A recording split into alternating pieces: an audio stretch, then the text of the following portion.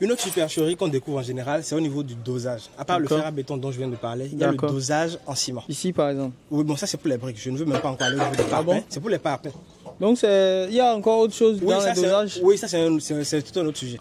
Les dosages, c'est très important. Pour couler les poutres, en général, on prend un dosage de 350 kg par mètre cube. Ça veut dire quoi? C'est un truc très simple. Le technicien se charge de vérifier que quand on prend un paquet de ciment, le nombre de graviers qui doit accompagner un paquet de ciment est respecté. D'accord. Et le nombre de sable qui doit accompagner également le paquet de ciment est respecté. Ok. Donc, si par exemple, on a 2 brouets de gravier et une brouette de sable et un paquet de ciment, si c'est la formulation qu'on a convenue, ça doit être respecté à la lettre pour tout ce qui est béton qu'on est en train de faire pour couler les poutres et les poteaux.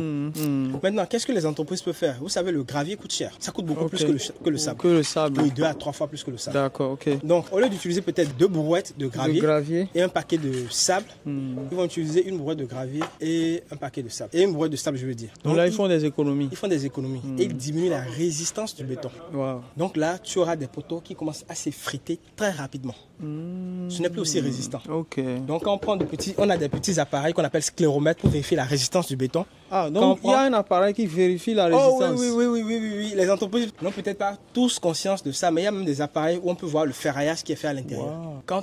Comme des scanners un peu. Exactement, comme un scanner. Tu vois clairement ce qu'ils ont mis en fait, avec les diamètres.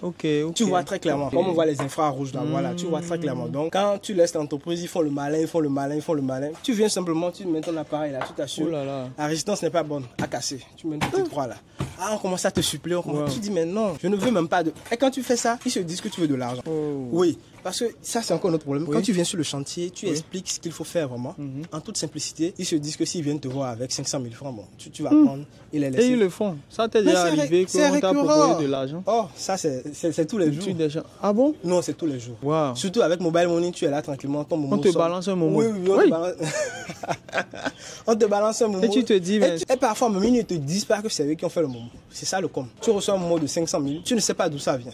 Wow. Bon, tu es là tranquillement, mais tu te rends compte que sur tel sentier, telle personne dit: ah boss, vous avez vu mon signe, non? Il faut me laisser. Je dis: quel signe?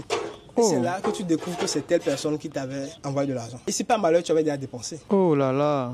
Vous voyez dans quoi les gens... Oui, si tu rentres dans les dépenses, c'est fini. C'est vraiment très délicat. C'est comme nous, par exemple, quand tu... commissionnaire. Oui, par exemple, quelqu'un te commande toute une usine en Chine et quand tu encaisses l'argent, tu fais la commande. Il faut toujours attendre que le client ait sa marchandise et qu'il confirme que c'est la qualité avant de le dépenser. Très bien. Parce que l'argent inclut la commission. Il y a des gens en même temps, ils commencent déjà à acheter des voitures et tout. Mais la réalité, c'est que en tant que bon professionnel, tu gardes les sous. Exactement. Ça dure 3 mois, hein, c'est pas grave.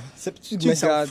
Et c'est quand le client confirme que ce qu'il voulait, c'est ça en fait. Merci beaucoup. C'est en ce moment parce que dans les contrats de commission, il est dit que celui qui, par exemple, a encaissé l'argent pour passer commande à quelqu'un, si la commande n'est pas bonne, on doit rembourser la totalité de l'argent à la personne. Tu vas dire que oui, moi j'ai pris ma commission. Non, quelle commission? Tu n'as pas fait le travail, quelle commission tu veux prendre? Voilà. Non, donc c'est un peu la même chose. Donc si tu dépenses les sous, tu vas te retrouver dans ces problèmes-là. Donc c'est les choses auxquelles on est confronté tous les jours. Ok. C'est pas toujours simple. Mais on essaye quand même d'être le plus intransigeant dessus. Il y a des choses qui sont négociables. On n'est pas dur comme du fer. Non. Il y a des choses sur le terrain qu'on peut cautionner. En raison de certaines réalités, on peut fermer les yeux sur certaines choses, mais on ne peut pas laisser passer tout. Sinon, ça devient une passoire. Et on fait du bordel, on se remplit les poches, mais après, les conséquences sont lourdes pour le client. En fait, c'est ça le problème. On veut de l'argent pour demain, pour après-demain, pour le mois prochain. Mais dans 5 ans, si Augustin m'appelle, est-ce que mon cœur va battre? Exactement. Point d'interrogation. Parce que le bâtiment, c'est un peu ça en fait. C'est comme la femme. Ce n'est pas le jour où tu l'as épousée que tu découvres tout ce qui va, tout ce qui ne va pas. Vous allez faire du temps. Et tu vas avoir certains comportements peut-être avec le long terme. Et vous allez essayer de vous comprendre. Donc c'est aussi la même chose que le bâtiment.